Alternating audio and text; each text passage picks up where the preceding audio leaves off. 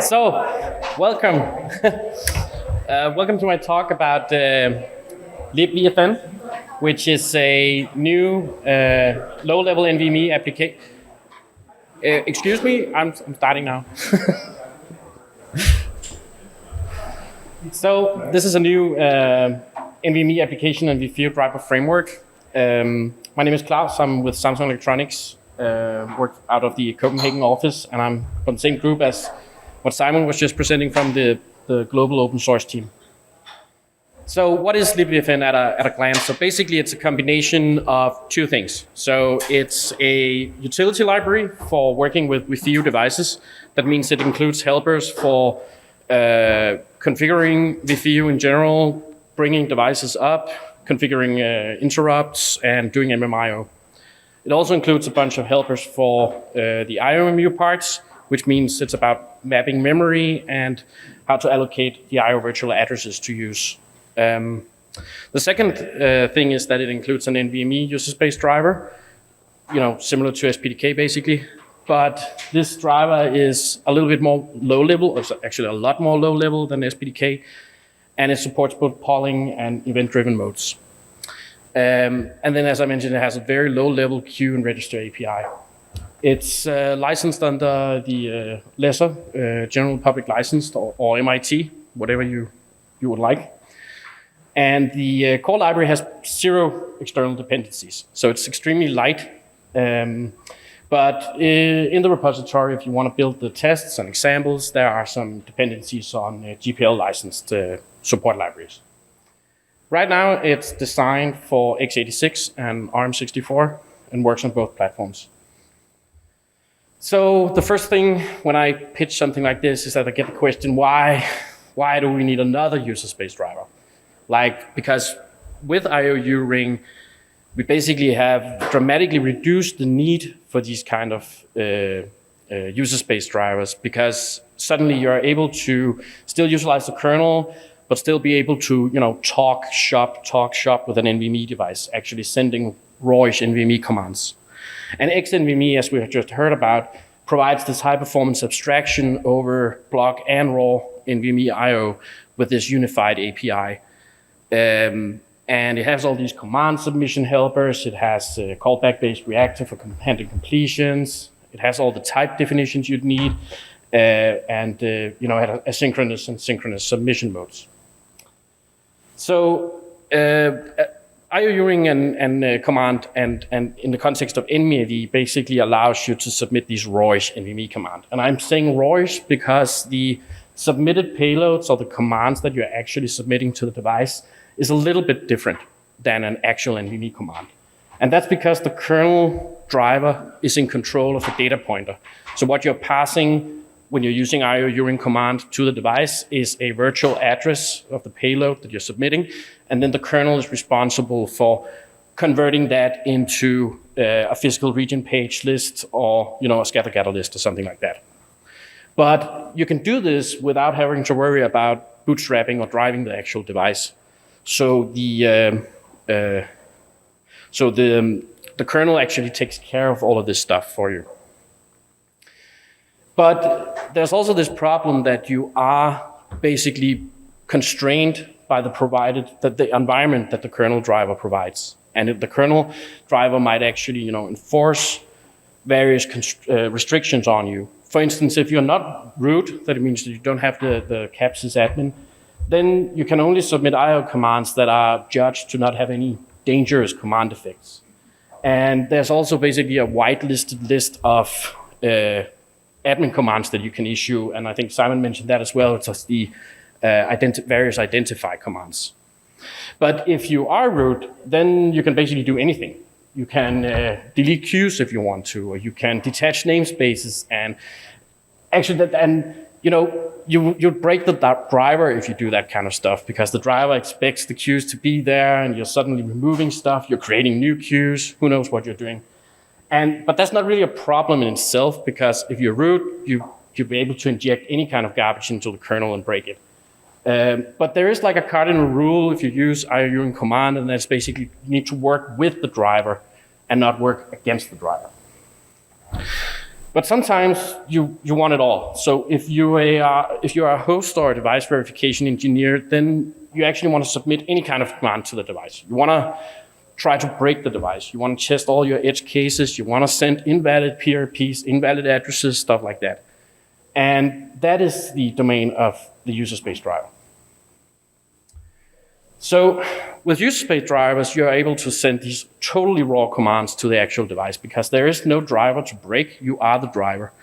And that's the key, right? You need to become the driver, which means that you need to bootstrap the controller. You need to configure admin queues, probing namespaces, setting up queue memory, handling PRPs, configuring SGLs, and all that stuff that the kernel driver used to do for you.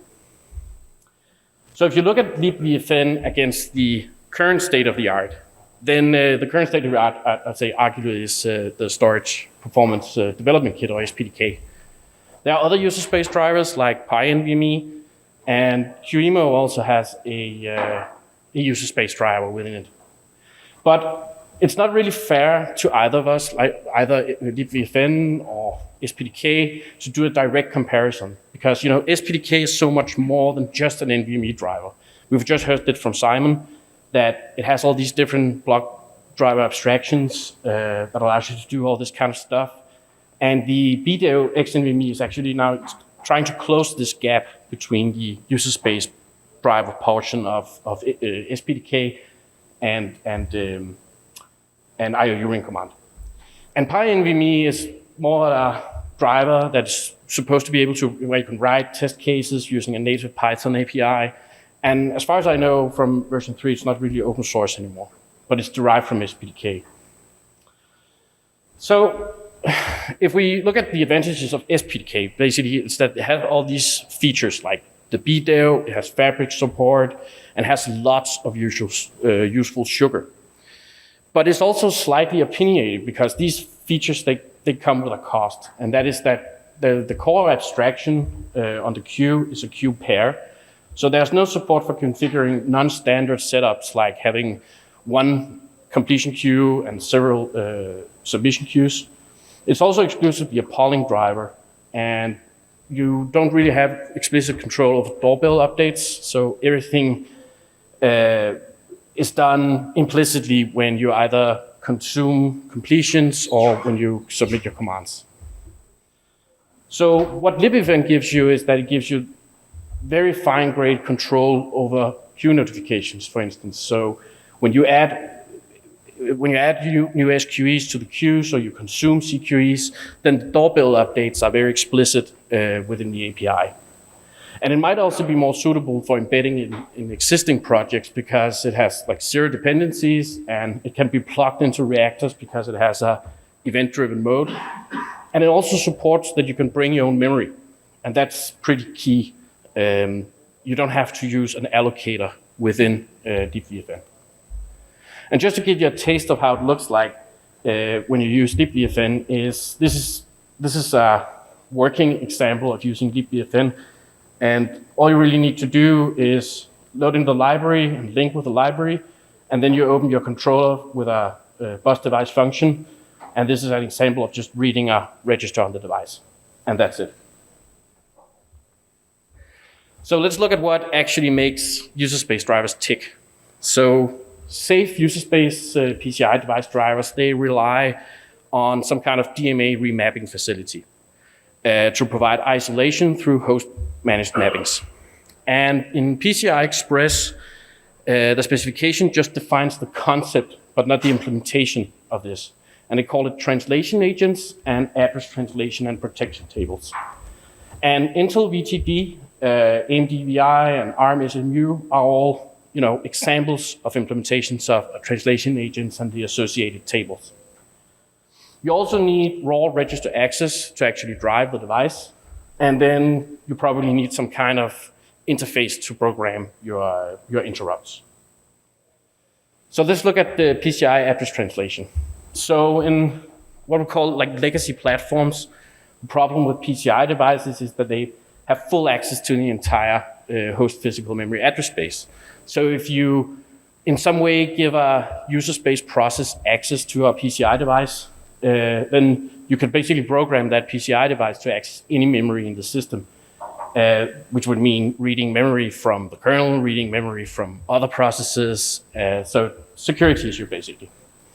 And it also, you might actually misprogram your PCI device to end up writing stuff in kernel memory or any memory that you didn't want to. So on modern platforms, you have this translation agent, and it allows some software, typically the operating system, to maintain a translation table that defines what addresses or controls what addresses, what physical addresses a PCI device may actually access at any given time. And it allows the operating system to protect against, faulty devices even, but also misprogrammed devices potentially. So it's not just for security. The benefits of address translation are also that you can, for instance, do address remapping.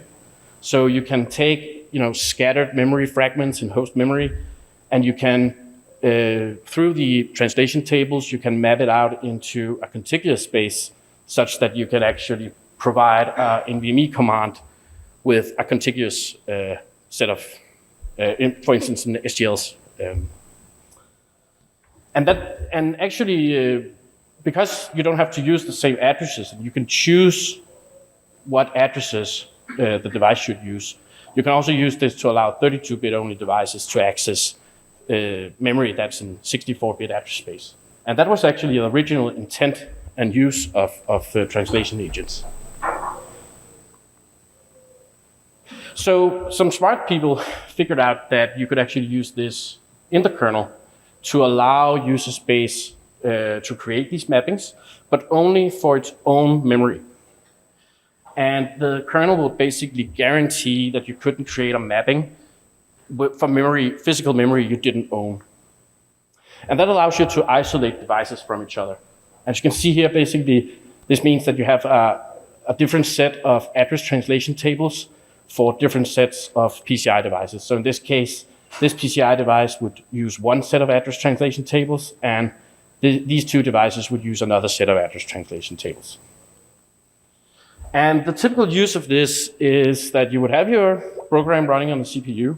It would work on virtual addresses going through the normal memory management unit, going to physical addresses in main memory.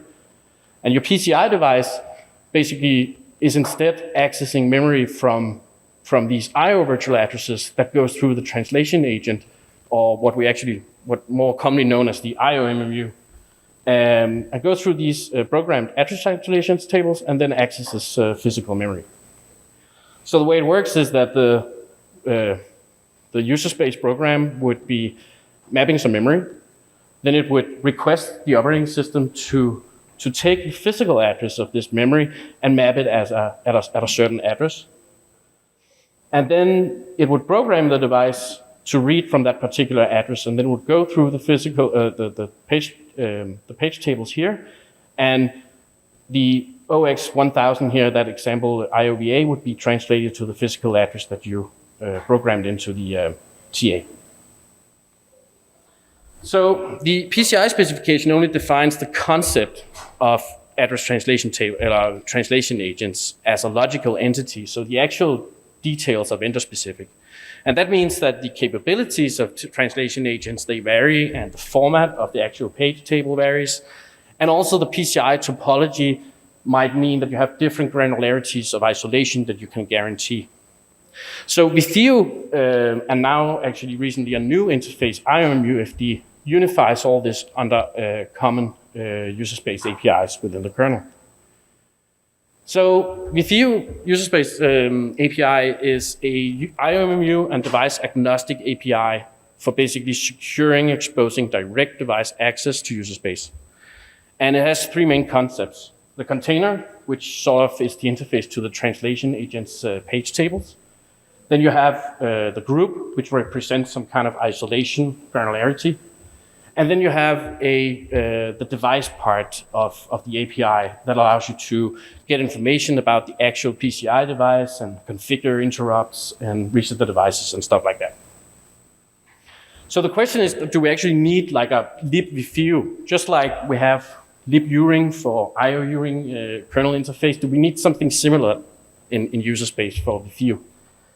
And I think we do, because the user space APIs are actually pretty verbose. So there's a lot of stuff you need to set up to make everything work.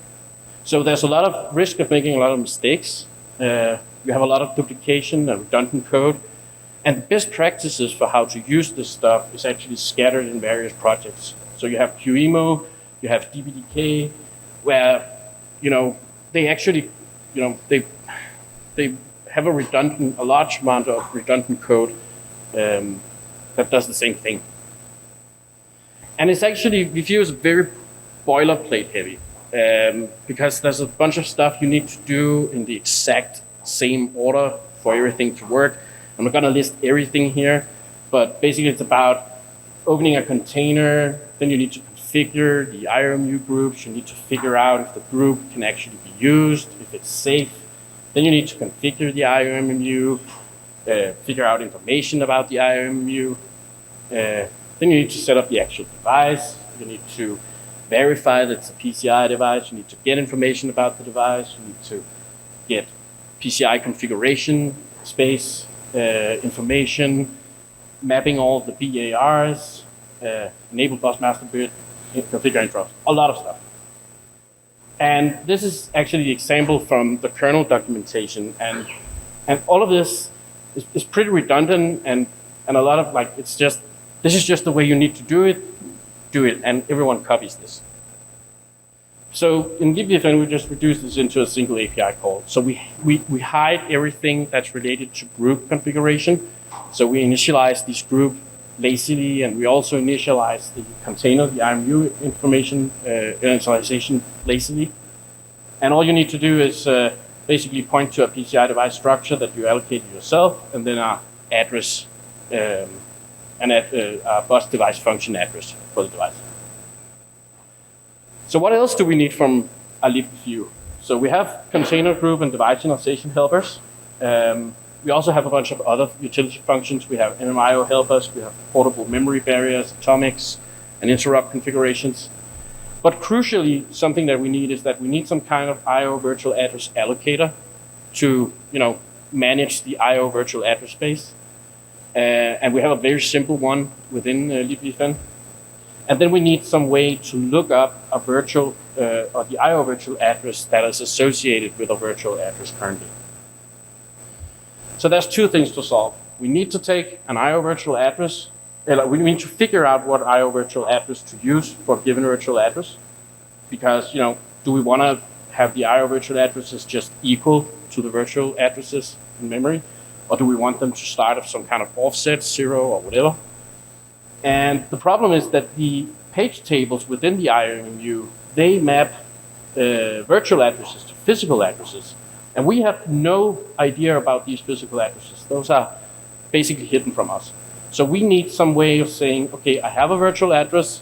What IO virtual address does this fall within? If, for instance, this memory area has already been mapped. And we call that basically IOVA allocation and lookup respectively. So in SPDK, we don't really need an IOVA allocator, because in SPDK, it just reserves memory up front and everything's pre-mapped. So all virtual addresses that you might use within SPDK, they have a predetermined IO virtual address. So the problem is that applications, they have to use SPDK's memory allocation functions. So you need to use these SPDK DMA malloc. And that's not trivial if for some reason you have to bring your own memory. So if you are trying to accelerate an existing application with SPDK, then you cannot you need to change all the payloads, all the data payloads within that application to use the memory that you're getting from SPDK. In Libvfn, we do not reserve any memory up front.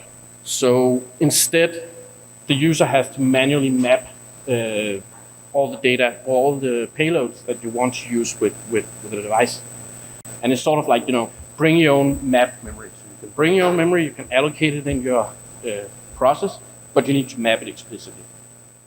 And because the creation of mappings is expensive, it requires a system call, then you probably want some kind of pre-mapping, like SPDK is doing, but at least you can handle it yourself, and you can do it like once, and then everything will be pre-mapped. So for the allocation in Libvfn, we use a super simple but very effective strategy from QEMU. And the point here is that we don't really want to work with fragmentation of the address space, and we don't want to write a complete memory allocator. So what we do instead is that we just, whenever we map something for, say, queue memory or the PRP list that we might need for each request, we map that in a static area going from low addresses to high addresses. And we basically never reuse that address space. We keep that fixed for the lifetime of the application. But we also have like a temporary area where for any temporary mappings that we might do that's not long-lived, we just use them from high addresses go down, and then we sequentially grab parts of the IO address space, and then when we're not using anything, we just collapse everything and reuse everything. Luckily, we can get rid of this totally when switching to the new IOMMU FD API, because that API actually allows us to get access to the kernel's IOVA allocator. VFIO doesn't allow that today, but this new API allows to reuse that allocator, which is obviously nice. So we still need to verify the addresses, even in SPDK, because the device or SPDK doesn't know if the virtual address that you give it is actually mapped. And if it's not mapped, then you're going to have a serious fault at the device, because it'll try to DMA to some kind of memory that's not mapped, and that's typically a catastrophic error. So what SPDK does is that it just chops the entire 48-bit address space into 2 megabyte translations, and it performs a page warp. And that works super well for SPDK because everything is pre-mapped, everything is huge pages, so everything is 2 megabyte in size. Because we don't use huge pages, or we can use huge pages if you want to, but instead we use like a skip list that's modified for interval lookup. So we can grab any IO virtual address, and then we just do a lookup in this list and figure out if it's already mapped. So looking at the core API, you might optionally want to create a container to manage your mappings, but in any Libvfn application, there is default container that everything will hook up to, so that's one set of address translations. Then on this container, you can map virtual addresses to IOVAs, and you can unmap them again. For the device API, as I showed before, you just open the device given a bus device function address, and you can configure interrupts. Basically, what you do here is that you set up an event file descriptor to a particular interrupt vector, and you can disable everything in bulk. You can also map BARs on the PCI device to intra-virtual memory, and you can unmap those bars again, and you can read and write the configuration registers. So the NVMe driver actually serves as some kind of example. So it wasn't supposed to be some kind of production API or a driver, but it actually does pretty well. It's about 600 lines of code, and it has no opaque data structures, so everything is exposed to the user. And the minimal functionality in the core is just bootstrapping the admin queue, and then it provides helpers for creating IO submission and completion queues. But key is that all the data structures for queues, all of their memory, doorbells, all of that is exposed directly on the structure, so you can manipulate them directly. And just a super quick NVMe refresher, mostly because people might not interact with NVMe at this level, normally. So NVMe uses these circular lock-free queues, where when you put something into it, you advance the tail, and when you consume something from it, you advance the head. And the host will inform, when it puts something into a queue, it will inform the device by ringing a doorbell, which is basically a register on the PCI device. And similar, when you consume something from a completion queue, you also ring that register to notify the device. And the other way around, the device will raise an interrupt to tell you about new stuff in the queue. So if you look at what you really need for NVMe, what is the minimum API that you actually need? And I believe that it's just these these four core manipulation functions. So you need some way to put a new command into a queue. Then you need to tell the device about that. Then you need to check if the command has actually been executed. And then when you consume that completion queue entry, then you need to be able to tell the device that you consumed it. And that's technically all you need. And that's the level that Libvfn actually provides, a queue and register level interaction on. But it might be a little, cumbersome to work with that. So we have a slightly higher API built on top of that, where basically it will help you with mapping memory and mapping payloads into the commands. And it also helps you with matching completion queue entry with a command context, some kind of command context in which you submitted your command. So each of these, what we call the NVMe RQ, NVMe requests, they have contain a context and opaque data pointer that you can put whatever you want into it. And it also includes pre-allocated memory for handling the PRP lists. That is when the payload is like above 2 pages or something like that. So we have a couple of helper functions to map memory into the request or into the command. And we can do this for a contiguous buffer, but we could also do it for contiguous buffers, like if you describe the payload with an IO vector. And it might be easier to see it as an example. So this is an example of sending a command synchronously to the device. So we allocate some memory and we map it within the IOMMU. Then we set up the command payload or the command, we set up the submission queue entry. So we set up the opcode, this is an identify command, and we're targeting the controller name identify data structure. Then we get one of these NVMe RQ structures from the admin queue, and we map this memory into the command. Then we execute the command, and then we basically just spin until the command has been executed. And this is exactly like what SPDK would do. It just keeps reading the completion queue until the completion queue entry is available. And when this one returns, we have our CQE, we can release this request structure, and then we can print out the memory that the device is populating. We can also use the event-driven mode. And in this case, the only difference is that we set up this event file descriptor, and then we configure the IRQ. So we basically say register this event file descriptor for interrupt vector 0. That's the interrupt vector that's always associated with the admin queue. And then instead of spinning after we submitted the command, we just read from that event file descriptor. And when the device issues the interrupt, this will complete, and then we can consume the CQ.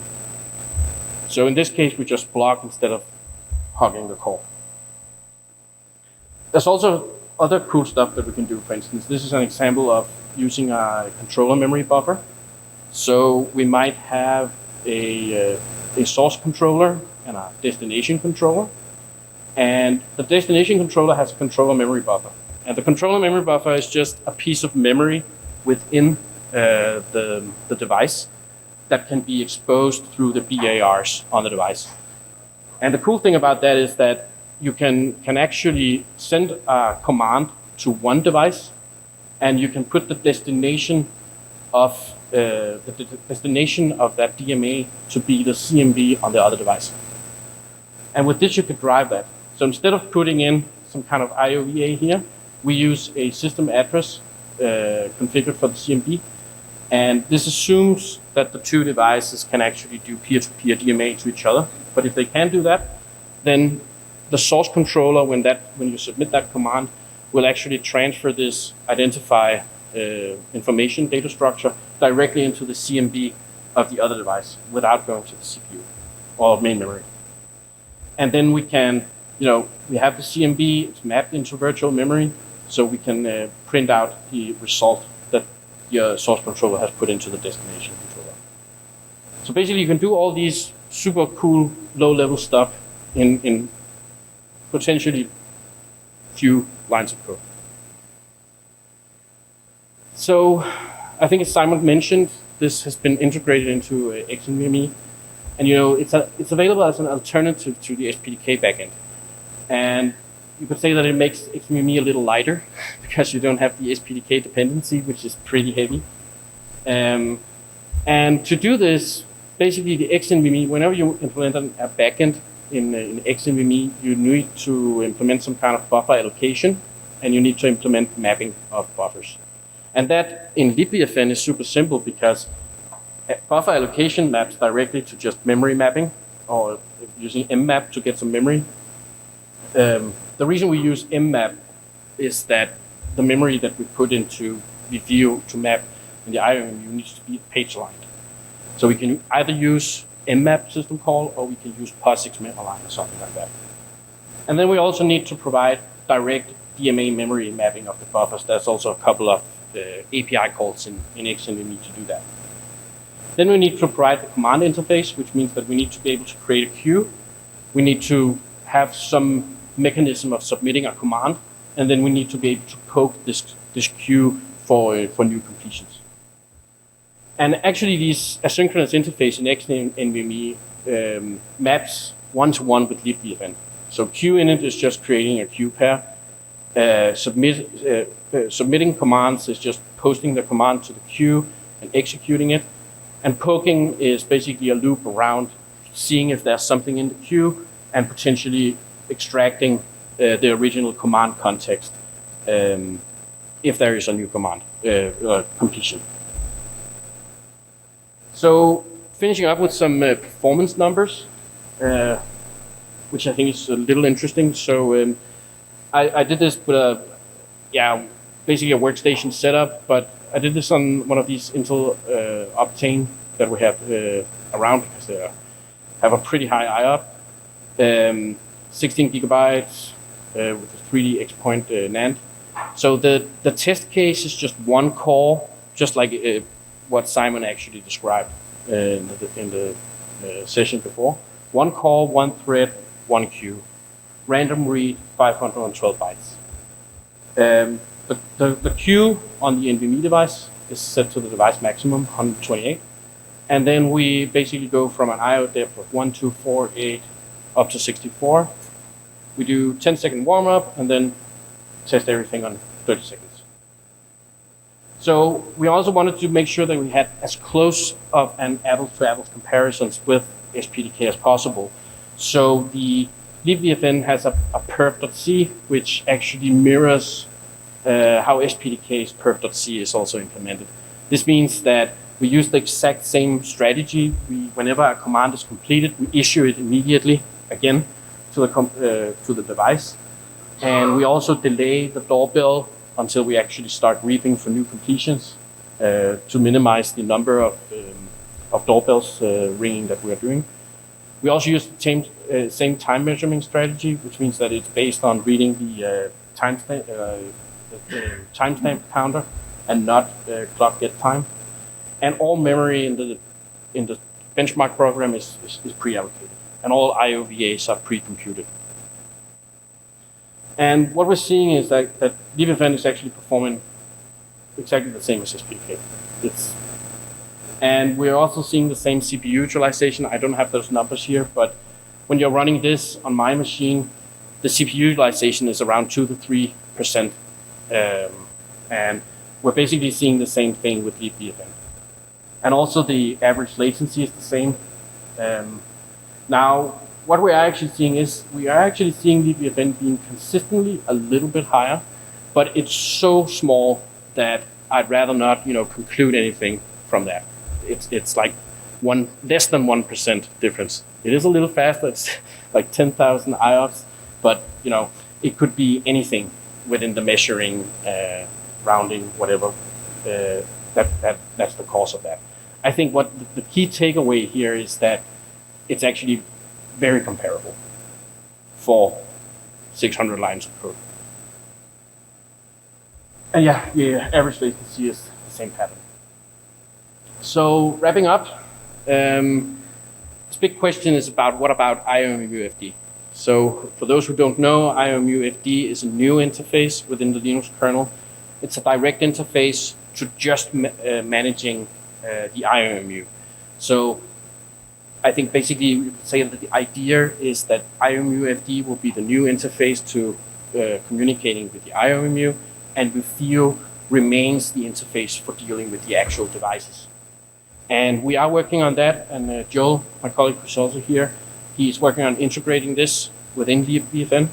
And it will require some reworking within the internals of Libvfn. And it probably also requires some public API changes. And the reason for that is that for now, we've basically prefixed all of our functions with VFIO, but it might make more sense to actually prefix it with IOMMU, for instance. So for a breaking change in V4, we're planning that. Luckily, we already hide this group-centric VFIO API behind the device-centric abstraction. That's the VFIO PCIe Open that handles all of this transparently. That's going to change with IOMMU FD, but the interface won't change because the IOMMU FD API is also device-centric. So the next step right now is that we would like to see a little bit more NVMe helpers, so potentially some SGL helpers. It will also be nice that the IOV allocation and the lookup was pluggable, so you could sort of plug in your own fancy data structure. But as I mentioned earlier, with IOMMU FD, we get access to the kernel's IOVA allocator. That was nice. So we might add some more sugar, but I'm not sure we want to put that into the core API. We also want to support non-4 kilobyte page size systems. There are a few assumptions within the library that needs to be fixed, but I think my colleague Mads, who's unfortunately not here, has actually already fixed that because he's trying to make this work on Mac, on Mac OS, and reusing the driver parts of Libvfn on Mac. Something that we won't do is that we won't add like a high-level event framework, because it makes more sense that what Libvfn provides is like the basic abstractions and primitives for implementing that, and you can basically plug it into any Libvfn or any event system. So you can pick up libev or libevent or what they are called, and you can plug in these event file descriptors, and it'll work within that event framework. So I think that's it. It's on GitHub, it's open source. There's a stable V2 that we do bug fixes on. And then I've just released a V3 with some new APIs. So any questions? Yes? Yeah, in that CMB use case that you were talking about, you use the physical address for the peer-to-peer transfer?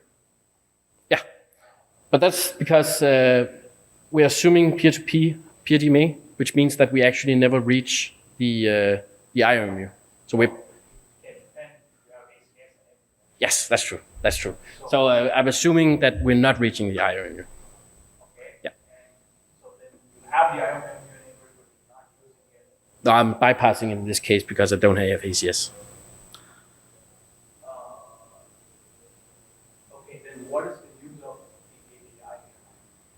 the API? This was just an example that you can do this kind of stuff. That you'll get these addresses from configuring the CMB. You also have the CBA, like if you want to use the memory buffer, within the device. If you want to target it in. Oh, it's on. It's on. Yeah. Yes.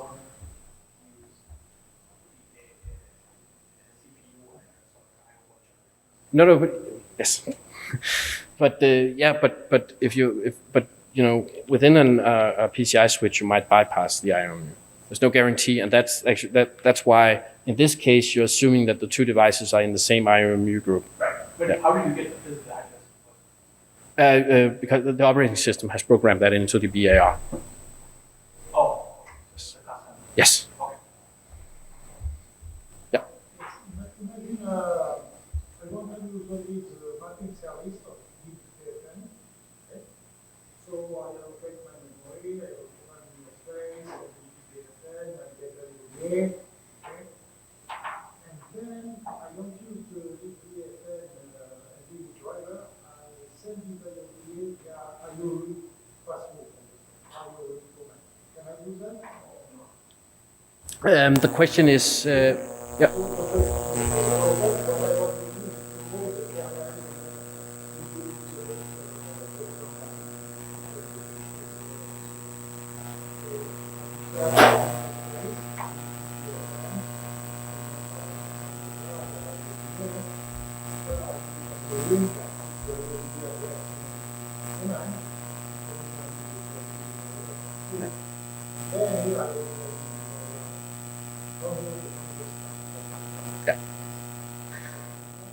Yeah, so the question is if you can use the basically all of the IOVA mapping and allocation infrastructure of Libvfn together with IOU-ring for bypassing all the DMA mapping in the kernel. And the answer to that is no, because if you submit your command with IOU-ring command, then as I explained in the beginning, the actual payload that you are submitting is not exactly an NVMe command. The kernel will expect the data pointer field or to be a virtual address. So it will always try to convert that into a physical address and do the DMA mapping. You can't turn it off, not for now.